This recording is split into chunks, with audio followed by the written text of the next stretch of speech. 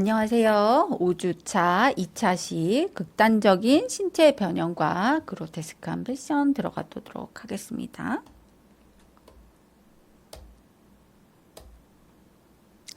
네, 지난 차시 학습 정리를 한번 해볼게요. 자, 여성들은 미용실이나 스파, 피트니스 센터, 패션 이런 관련된 장소를 다니면서 다양하게 외모를 아름답게 추구하려고 하고 있고요.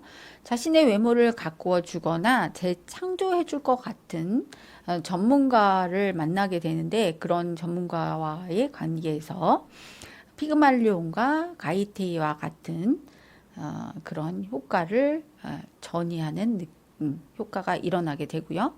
자, 미용 시술을 받는 장소에서는 외모뿐만 아니라 정체성도 바뀔 가능성이 있다는 내용을 지난 시간에 해봤습니다. 이번 차트는 극단적인 신체 변형과 그로테스크한 패션에 대해서 살펴볼게요.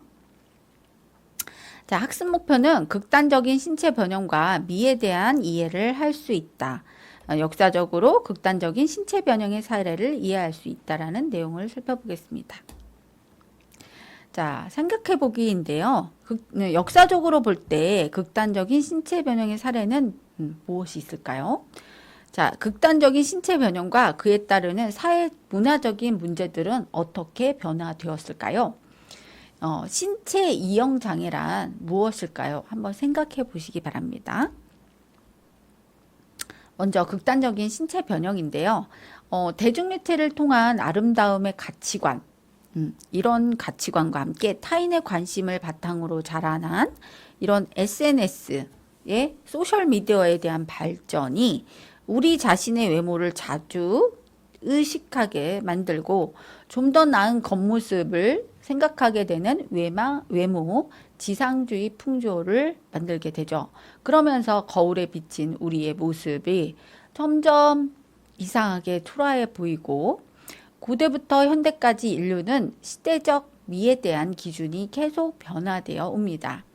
미에 대한 욕망은 역사적으로 볼 때 극단적인 신체 변형이라는 기괴하거나 다양한 형태로 나타나기도 했는데요.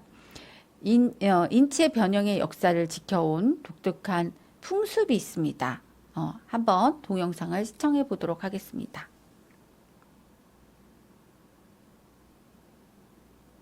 오래전부터 인류의 역사에는 문화적인 풍습에 따라 신체를 변형한 사람들이 있었습니다.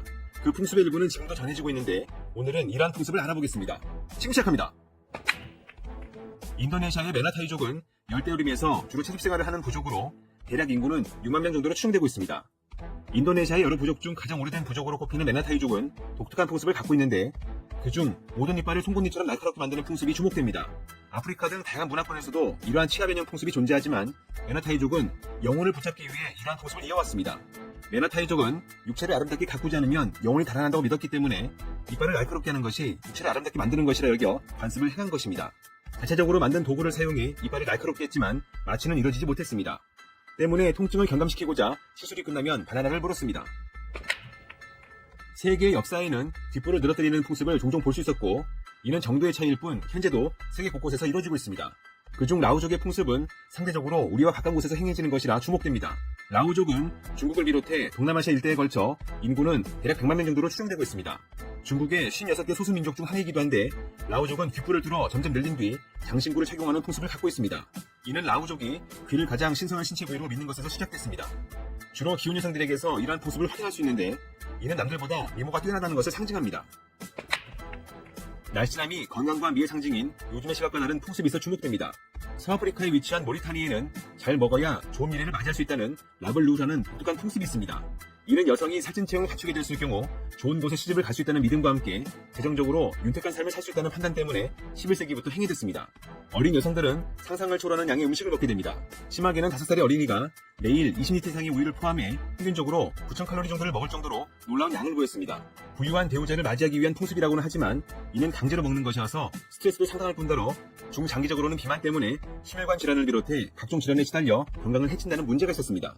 그렇지만 라블루후는 아직까지도 풍습으로 전해지고 있습니다. 한국에서도 내시가 존재했지만 유럽에서는 다른 목적으로 거세를 행한 역사가 있습니다. 카스트라토는 비잔틴 제국 때부터 시작된 것으로 전해지는데 공식적인 기록에는 16세기 중반부터 등장했습니다. 이는 남성의 중요 부위를 제거해 어린이의 목소리를 보존하고자 행해졌습니다. 때문에 주요 대상자는 사춘기에 다다르기 전의 소년이라고 볼 수 있습니다. 이렇게 거세한 남성 가수들은 여성의 높은 음역대의 목소리를 낼 수 있는 남성 소프라노로 활동했습니다. 오페라가 최초로 등장한 17세기 초부터 18세기 이르기까지 유럽에서 그 존재감을 드러냈습니다. 때문에 이탈리아에서는 카스트라토를 양성하는 교육기관이 있었고 4,000명 이상이 거세를 통해 가수가 되고자 했습니다. 허나 카스트라토는 사회적 변화에 맞물려 19세기부터 점점 감소했으며 최후로 전해지고 있는 카스트라토의 공연은 1909년 사망한 알레산드로 모레스케 녹음으로 알려져 있습니다. 인도의 아루나철 프라데시에는 아파타니족이 있습니다. 인구는 대략 4만 명 내외로 추정되는데 인도의 전체 인구를 감안한다면 소수민족 중에서도 소수민족이라 볼 수 있습니다. 이러한 아파타니족의 여성들은 특이한 모습을 갖고 있는데 바로 야핑 헐로라고 불리는 코마개를 착용하는 것이 그러합니다. 최초에는 양쪽의 콧등에 구멍을 내 나무 재질로 된 작은 마개를 끼웠다가 시간이 흐를수록 점점 더 큰 마개를 착용하는 것이 일반적인 방식이었습니다. 얼굴의 중심이라 볼 수 있는 코에 이러한 마개가 장착되어 있어 상당히 강렬한 인상을 남기는데 이러한 풍습을 행하는 것은 이유가 있습니다. 추정이긴 하지만 인류학자들은 이러한 풍습이 여성을 덜 매력적으로 만들어 주변 부족들로부터 여성을 보호하고자 행해진 것으로 보고 있습니다. 허나 현재 아파타니족의 이러한 풍습은 과거보다 많이 줄어든 상태입니다. 미얀마와 태국의 국경 부근에는 소수민족인 카얀족이 있습니다. 대략 13만 명 정도에 불과한 인구라 지구 전체로 봤을 때는 큰 존재감이 없을 법하지만 카얀족은 세계적으로 유명한 부족입니다. 바로 황동링이 걸린 목 때문입니다. 카얀족의 여성들은 5살 때부터 목에 황동으로 된 링을 걸고 있습니다. 중요한 점은 시간이 흐를수록 황동링의 개수가 증가한다는 점인데 때문에 시각적으로는 목이 길어 보이는 효과를 만들어내고 있습니다. 그렇지만 엄밀히 보면 이는 목이 길어지는 것이 아니라 무거운 황동의 무게가 중력을 받아 쇄골을 아래로 누르는 현상이라고 봐야 합니다. 근 천년간 이러한 풍습이 이어지고 있는데 이유는 무엇일까요? 명확하게 밝혀지지 않았지만 여성이 결혼을 하기 위해 매력적인 모습을 보이기 위한 행동이라는 것부터 다른 부족에게 덜 매력적인 모습으로 비춰지게 해 노예가 되는 것을 막기 위한 것이다까지 주장은 극과 극입니다. 파푸아 뉴기니의 다니족은 대략 3만 명의 인구로 나름 독특한 풍습을 이어오고 있습니다. 비극적인 일이 발생하게 됐을 때 이를 표현하고자 자신의 손가락을 잘랐던 것입니다. 이는 30분 이상 손가락을 끈으로 묶은 후 절단해 절단면을 불러태워 화상 흉터로 출혈을 막는 방식이었습니다. 생전 매우 가까웠던 사람이 사망해 장례를 치를 때 자신의 손가락을 같이 매장해 떠나는 사람과 영원히 함께한다는 의미를 지니고 있습니다. 정확한 시작 시점에 대해서는 논란이 있지만 확실한 건 중국의 전족은 송나라 때부터 상류층의 관심을 받았다는 점에 있습니다. 전족은 쉽게 발을 묶는 풍습으로 여성이 더 아름다워지고자 행해졌습니다. 지역마다 약간의 차이가 있지만 이를 위해 어렸을 때부터 발의 크기를 최대한 줄이기 위해 발이 접힐 만큼 붕대로 강하게 감아 발의 변형을 불러오는 방식으로 진행됐습니다. 송나라 이후 청나라 당시에는 모든 계층의 전족이 확산됐는데 19세기까지 당시 청나라 여성의 거의 절반이 전족을 행한 것으로 추정되고 있습니다. 그렇지만 이는 한족을 제외하고 만주족이나 몽고족과 같은 다른 민족들은 행하지 않았습니다. 여성이 아름다워지기 위해 전족을 했다지만 그 부작용은 의외로 컸습니다. 강제로 발을 묶은 터라 발톱에 의한 상처부터 혈액순환이 되지 않은 이유로 심각한 감염을 불러오기도 했고 제대로 직립이 어려워 낙상으로 인한 사고가 상당히 많았던 것입니다. 허나 전족은 20세기에 접어들면서 서서히 사라져 현재는 찾아보기 힘든 풍습이 됐습니다. 중앙아시아부터 아프리카, 심지어 유럽에 이르기까지 두개골을 변형하는 풍습은 세계 다수 지역에서 행해졌습니다. 마야 문명에서도 두개골 변형 풍습은 존재했습니다. 당시 이는 성장하지 않은 유아들을 대상으로 삼았는데 두개골을 변형하는 방식은 여러 가지로 보통 두개골을 일정한 압력으로 누르는 방법이 일반적이었습니다. 이것이 지속적으로 가해졌을 때는 두개골은 뒤통수가 길게 늘어지는 긴 원추형이 됩니다. 이렇게 두개골을 변형하는 풍습의 목적은 여러 가지가 있지만 크게 두 가지로 볼 수 있습니다. 먼저 남들보다 지적 수준이 높고 사회적 지위도 우월함을 나타내기 위한 것을 들 수 있고 이어 영혼을 보호하고자 이러한 풍습이 행해졌다는 주장도 있습니다. 현대 의학에서는 이러한 풍습이 건강에 어떤 영향을 미칠까 연구를 진행했는데 일부 연구에서는 뇌의 기억부터 시각, 운동, 행동장애를 불러올 수 있다고 주장했습니다. 다만 변형된 두개골과 일반적인 두개골의 용량은 동일한 것으로 밝혀졌습니다. 에티오피아 남부 오무강 근처에는 무르시족이 있습니다. 인구는 대략 10,000명 내외 정도로 많지 않지만 무르시족은 유목생활로 명맥을 유지하며 독특한 풍습을 이어오고 있습니다. 바로 무르시족 여성들이 그러합니다. 무르시족의 여성들은 자신 아랫입술에 거대한 원반을 끼우는데 이러한 풍습의 시작은 무려 기원전 500년 경으로 추정되고 있습니다. 소수민족인데도 이를 지금까지 유지하고 있는 것이 대단해 보입니다. 이러한 풍습은 최초 15살 내외의 여성이 아랫입술에 구멍을 뚫어 점토나 나무로 된 작은 원반을 끼웁니다. 허나 시간이 흐르면서 피부가 늘어나게 되면 더 큰 원반을 사용하는 방식으로 원반의 크기를 극대화하고 있습니다. 이러한 풍습을 두고서 인류학자들의 주장은 각기 다른 상황입니다. 여성이 더욱 매력적으로 보이기 위함이란 것부터 원반의 크기가 결혼식 신부에게 지불되는 소의 수를 상징한다는 것 등이 대표적입니다. 참고로 지금까지 알려진 원반의 최고 크기는 2014년에 측정된 너비 19.5cm였습니다. 네, 잘 보셨나요? 자, 코르셋. 고대부터 시작된 이 개미 허리를 만들어주는 코르셋. 네. 자, 이 코르셋의 어원은 콥스라고 하는 몸, 시체, 몸이라는 고대 프랑스어로 시작이 됩니다. 기원전, 전 1700년건 정경 미노소스인들이 고대 이집트 여성이 착용했다는 설이 있을 정도로 과한 코르셋의 착용으로 장기 변형, 발육부진, 사망까지도 왔다고 하네요. 굉장히 이게 허리가 개미 허리 같은 그 곤충의 개미 허리 같은 모습을 볼 수가 있습니다. 극단적으로 허리를 조임으로 인해서 아름답다고 여겼기 때문에 이런 일들이 벌어졌겠죠.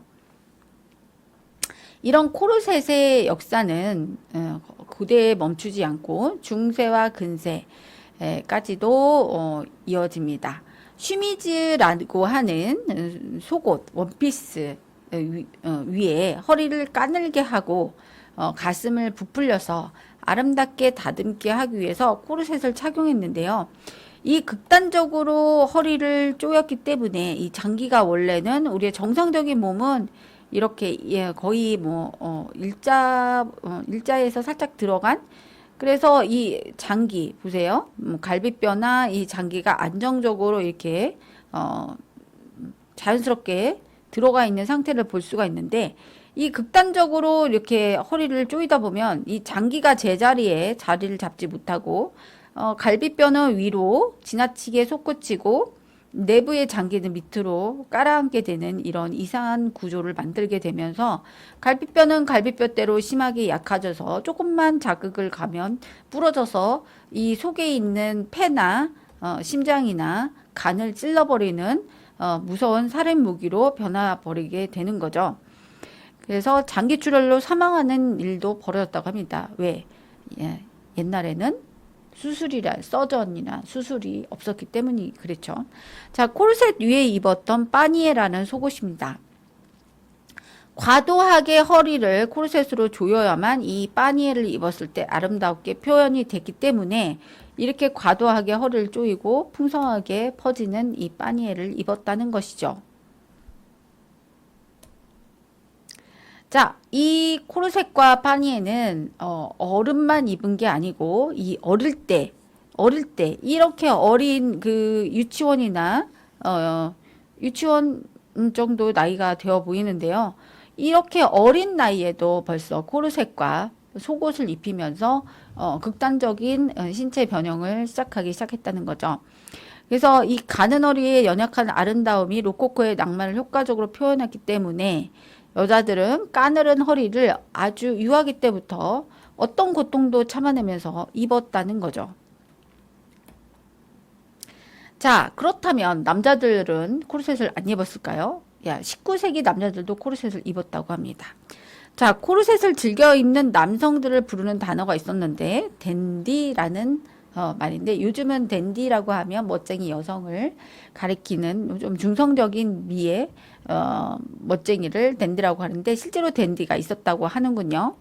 멋쟁이, 맵시꾼이라는 의미고 이 트렌드는 1840년대까지 계속 지속되다가 1950년대 척추 측만증이나 복부 외상 치료를 위해 의학적인 용도로 사용되게 됩니다.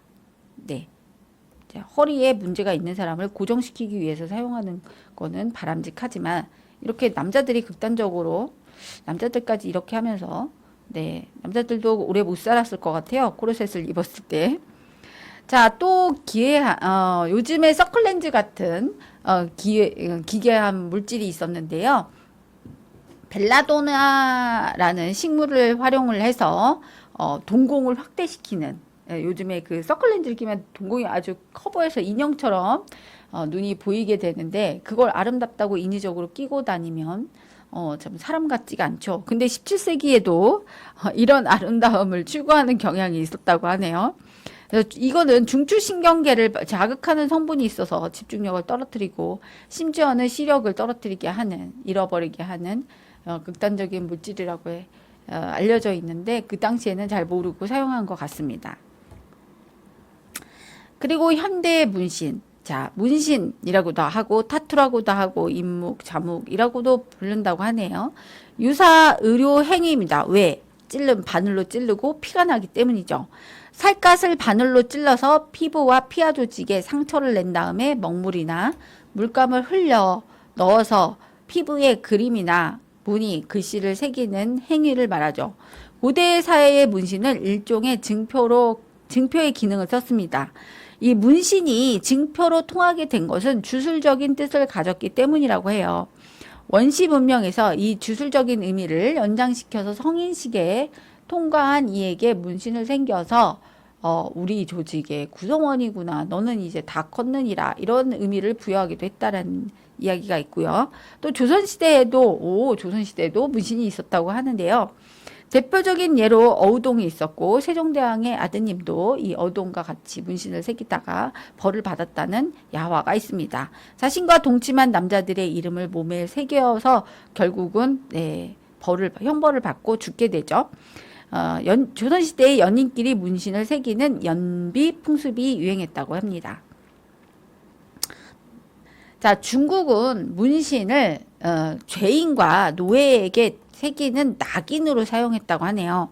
노예에게는 문신이 있으면 주인이 있다는 증표를 나타내고 한국에서는 이런 형벌을 가하는 것을 경을 친다라고 표현을 했어요.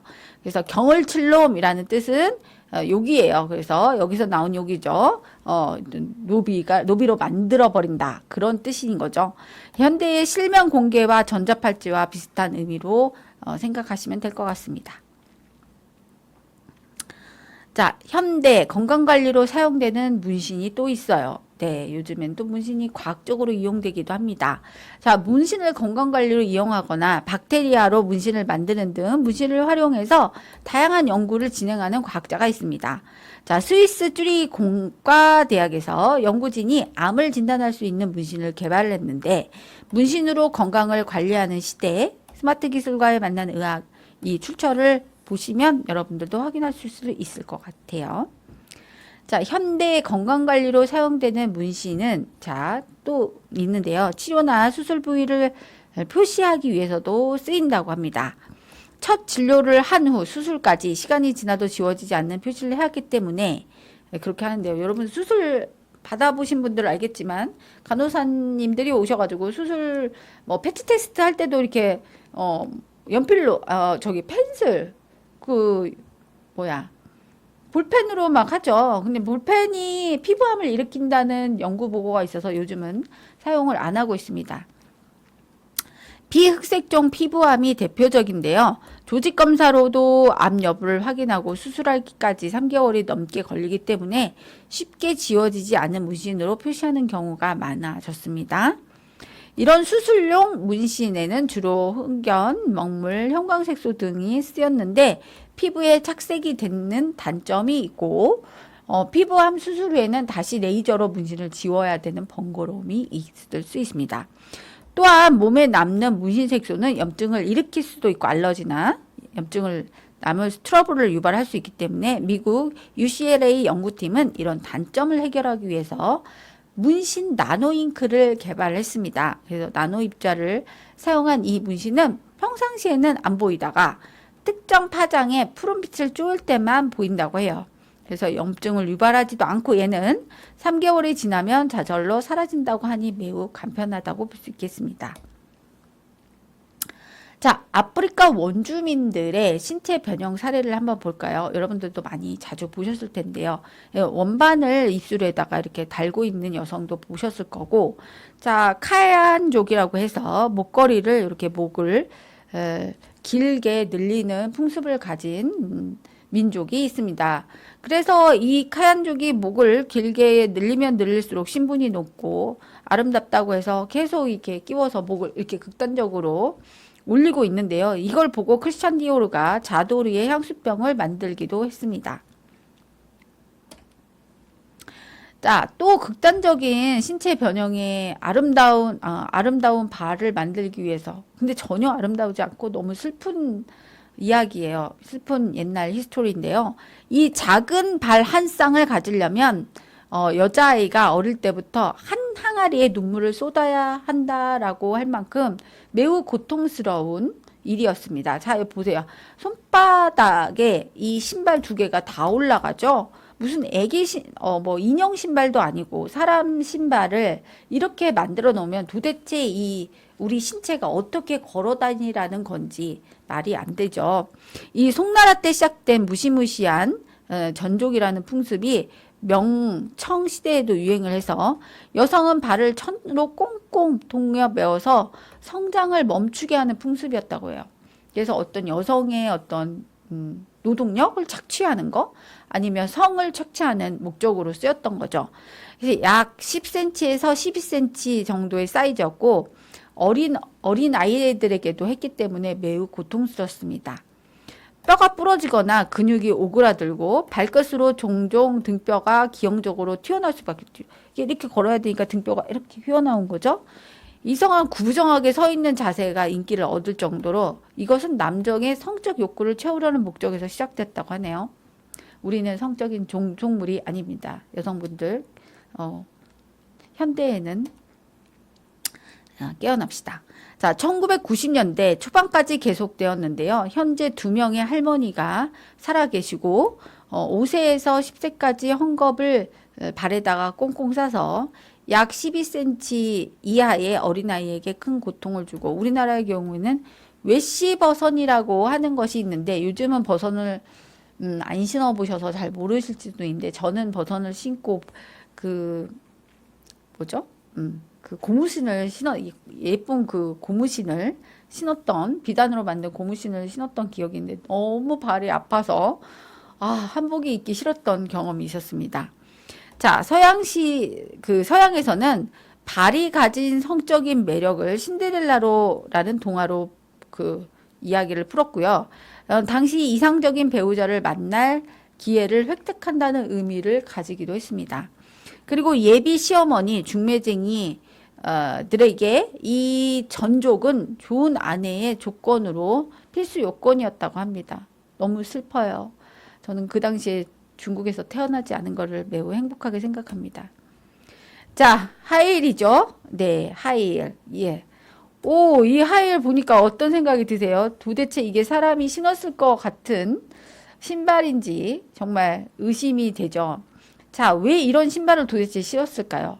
어마어마한 그 스커트, 폭이 넓고, 허리를 조이고 폭이 넓은, 그 코르셋도 얼마나 조였을 텐데, 이 철로 된 신발을 신고 도대체 어떻게 다녔는지 정말 이해가 안 가지만, 어쨌든 이, 신발은 그 중세시대 상류 여성 중에 전유물이었는데, 이름은 쇼팽이라고 불려졌습니다. 자, 그 당시에는 이제 화장실 문화가 잘 개발도 안 됐었고, 우물이 넘치는 이 거리에서 사람이나 동물이나 내 거리에 그런 우물들이 넘치는 거리가 있었죠. 자, 고급 드레스들을 더럽히지 않으려고 고안해서 신었다고 합니다.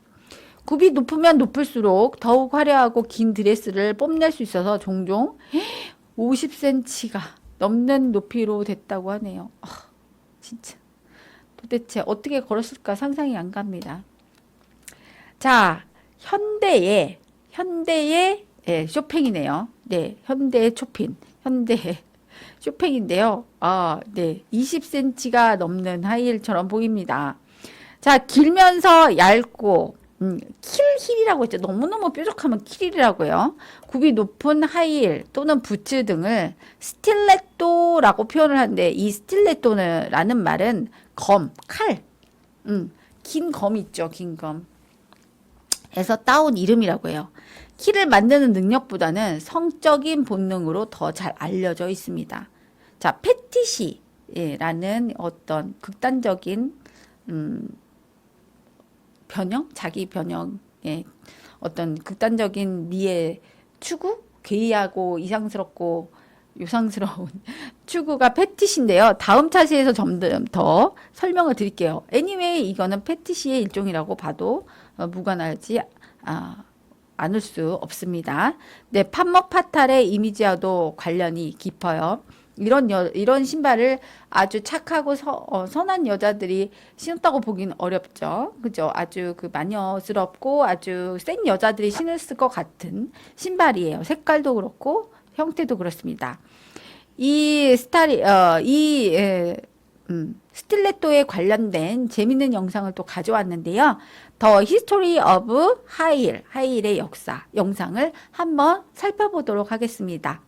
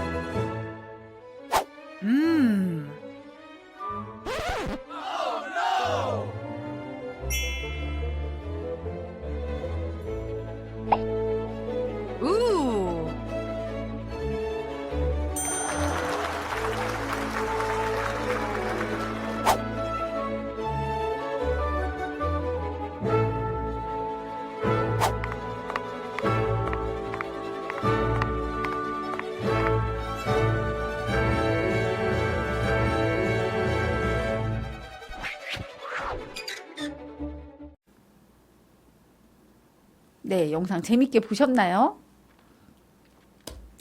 네. 자, 다음은, 저 보기도 싫은데, 성형수술로 인한 신체 변형 장애인데요. 첫 번째, 베이글 헤드입니다. 자, 마치 그 베이글과 같은 빵 모양을 만들기 위해서, 물을 생리식염수를 주사바늘로 넣어가지고, 여기 또 가운데를 이렇게 눌러갖고 베이글 모양을 만들었다고 해요. 이게 도쿄의 이제 일본 도쿄와 오사카 클럽을 중심으로 수년 전부터 일본 젊은이들 사이에서 유행하는 성형법이라고 하네요. 네. 그 제페니즈 피플들은 조금 우리하고 좀 다른 것 같아요. 자, 그리고 이제 외국 서양에는 또 이 고양이를 추구하시는 아줌마가 계시는데요. 이 여성은 성형수술을 엄청나게 많이 해서 고양이와 같은 얼굴을 만들기 위해서 노력을 많이 하셨다네요. 그래서 이분뿐만 아니라 세계에는 고양이와 닮기 위해서 성형을 하는 사람들이 많이 있다고 해요. 이들은 다른 사람들이 보기에 조금 과도할 정도로 고양이를 닮고 싶어 해서 극단적인 성형수술도 맞지 않는다고 합니다.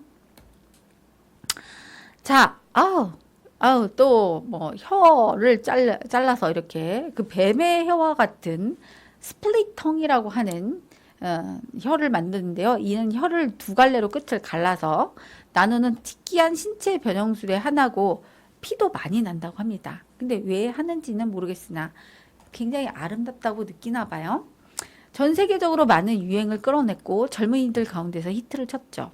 또 엘프기, 네, 요즘 뭐 환타지한 경제가 나빠지고 생활이 어려워지면 환타지를 꿈꾼다고 하는 경향이 생긴다고 합니다. 그래서 그런지 이런 귀 모양, 엘프기가 되기 위해서 성형수술을 하고 있다고 하네요. 마치 실제 엘프의 귀처럼 귀끝이 뾰족한 형태를 띠고 있다고 해요. 자, 다음은 바비 인형입니다. 예, 바비 인형. 어릴 때 갖고 놀던 바비 인형이 내 모습이길 바라는 아가씨들의 열망으로 생긴 것 같아요. 이 바비 인형의 외모를 담고 싶어서 성형수술을 하는 여성들이 존재하고 있고, 이들은 대부분 전신 수술을 다 해야 극단적으로 허리도 쪼이고 바비 인형 같은 얼굴, 몸을 가지고 싶어 해서 많은 성형수술을 한다고 하네요. 또 여기에 이런 바비 인형에 외로울까봐 또 남자친구 켄이 생겼어요. 이 남자친구 켄은 남자입니다. 이들 또한 켄의 몸으로 있잖아요. 바비 인형의 남자친구 켄 닮고 싶어서 전신을 성형하고 있고, 얼굴뿐만 아니라 몸매도 운동을 하거나 근데 운동을 하면 이제 힘드니까 운동을 안 하고 성형수술을 해서 몸을 만드는, 운동으로 가질 수 없는 비현실적인 몸을 가지고 있다고 합니다. 네, 마지막 부분에 구멍 피어싱이 있고 아이볼 타투가 있는데요. 예, 이 구멍 피어싱은 엄청나게 얼굴이나 신체에 자기 몸에 16개의 구멍을 뚫어서 자기를 소개를 했어요. 그래갖고 이 남자는 순식간에 전 세계적인 스타가 됐다고 합니다. 여러분 그렇게 되고 싶으세요? 자, 아이볼 타투라는 게 생겼는데요. 자, 타투를 몸에 하다가 이제 눈동자가 아니라 이 하얀 동자 있죠. 눈동자가 아닌 이 흰자 부분에까지 타투를 넣습니다. 근데 굉장히 위험하고 실명이 될 위험도 있고, 정말 조심해야 된다고 합니다. 의사가 이런 시술을 하겠어요? 의료인이 이런 걸 하니까요. 절대 따라서 하시면 안 될 것 같아요. 이 문신은 전 세계적으로 유행을 탔던 문신 중에 하나고, 현재도 수많은 사람들이 시도하고 있다고는 합니다. 굉장히 특이하죠. 자, 이제 거의 끝에까지 온 것 같아요. 다이어트 섭식장애가 또 있죠. 너무 살찌는 게 싫고, 살이 빠지고 싶고, 또는 먹는 거를 거부하는 질병이 있습니다. 폭식 또는 거식증이라고 하는데요. 음식에 대한 조절감을 상실해서 또는 음식에 대한 과도한 집착, 영양 결핍 상태에도 불구하고 음식 섭취를 거부하는 등 주로 무리한 다이어트에 의해서 촉발되는 식사 행동 장애라고 해요. 다이어트 장애라고도 하는데 식이 장애라고도 하고, 크게 거식증과 폭식증으로 나뉩니다. 배고파서 화가 난다. 네. 배가 안 고파야 되는데 배가 나서 화가 나면서 막 무식하게 막 먹고, 그걸 후회하면서 또 무식하게 토하게 되는 거죠. 근데 이거를 반복적으로 하지 않으면 거식증이 아닙니다. 병적으로 해야 거식증이에요. 자, 마른 몸매에 집착하고 있는 문화가 원인이지요. 지금 현대는 통통한 여성이 아름다운 게 아니라 마른 여성이 미의 추구의 대상이기 때문에 그렇습니다. 자, 일부에게는 살을 빼고 싶지만 운동하기는 싫은 게으른 사람들이 걸린다는 식의 편견도 있어요. 실제로는 무리한 다이어트가 섭식장애로 이루어지는 경우가 제일 많고요. 이런 섭식장애의 심리 도식은 미용이 아닌 자기통제가 키워드입니다. 외부 압력으로 자기 의지대로 행동할 수 없는 상황인 거죠. 예. 그래서 기본 식사의 섭식을 통제해서 굶어서 자기 자신에 대한 영향력을 확인하는 건데요. 자, 이때 섭식 통제에 성공하면 거식증이 되는데, 배고픔에 굴복해 음식을 먹었지만 먹은 음식을 구토해서 통제에 성공하지 못한 사실을 부인하는 패턴을 반복하면 이게 폭식증이 됩니다. 자, 단순히 많이 먹는 것뿐만 아니라 섭식장애가 아닌 얘는 충동장애라는 거를 알고 계시면 좋을 것 같아요. 자, 그리고 먹었다는 사실을 부인하기 위해서 강박적인 행동이 주기적으로 반복되어야만 이게 폭식증으로 불루미니아라는 폭식증으로 나타나는데, 반드시 주기적이고 의도적이어야 되고 토하고 싶지 않은데 토한다든지 먹고 싶지 않은 걸 강제로 토해서 일시적으로 토하는 거는 여기에 해당이 안 됩니다. 불리미아에 해당이 안 됩니다. 자, 그 다음에 전 세계 성인 2%가 겪고 있는 신체 이형 장애라는 게 있어요. 마지막인 것 같아, 진짜. 정상적인 외모를 가졌음에도 불구하고 특정 신체 부위에 집착해서 스스로 과장되게 변형해서 마치 괴물처럼 생각하는 일종의 정신질환이라고 해요. 이거는 원인, 아까도 이제 앞에서 지난 차시에, 우주차 1차 시에도 설명이 드렸죠. 이런 유아기, 아동기 때에 엄마하고 부모와 엄마하고 이런 따뜻한 아주 애정어린 접촉을 못했어요. 또는 학대를 받았어요. 그러므로 인해서 신경 전달 물질인 세로토닌이 문제가 생겨서 이런 장애가 생긴다고 합니다. 자, 외모의 단점을 감추려고 하거나 또는 다른 사람들에게 놀림이나 비난받을 것을 지나치게 우려하는 증상을 가지고 있어요. 그래서 하루 일과를 거울을 보는데 사용을 하거나 미용용품을 지나치게 구매하거나 또는 피부과와 성형외과를 전전하면서 신체를 계속 변형하려고 합니다. 외모가 나아져도 자기 신체를 부정적으로 보는 심리를 해결하지 못해서 성형 중독에 빠지거나 또는 대인관계 기피증, 우울증, 불안장애, 섭식장애, 자살 충동까지 발생할 우려가 있다고 하네요. 자, 마지막 평가학입니다. 자, 극심한 다이어트로 인해 생기는 섭식 장애로 배고픔에 굴복해 음식을 먹었지만 먹은 음식을 구토해서 통제에 성공하지 못한 사실을 반복하는 질병이 뭐라고 그랬어요? 1번 신체 변형장애, 2번 신체 이형장애, 3번 거식증, 4번 폭식증. 답은 폭식증이라고 했죠? 폭식증, 불리미아입니다.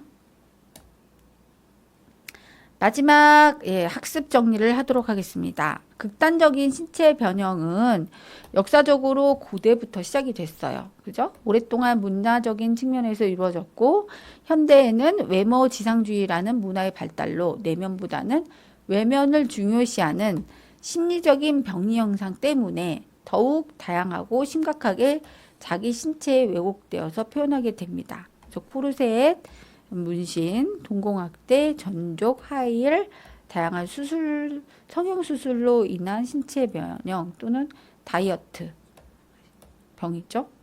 다이어트, 폭식증, 불리미아 그런 것들이 포함이 됩니다. 다음 차시에는 미를 향한 욕망의 도착적인 측면 등이 나온대요. 패티시에 대해서 알아보도록 하겠습니다. 여러분 고생하셨습니다. 감사합니다.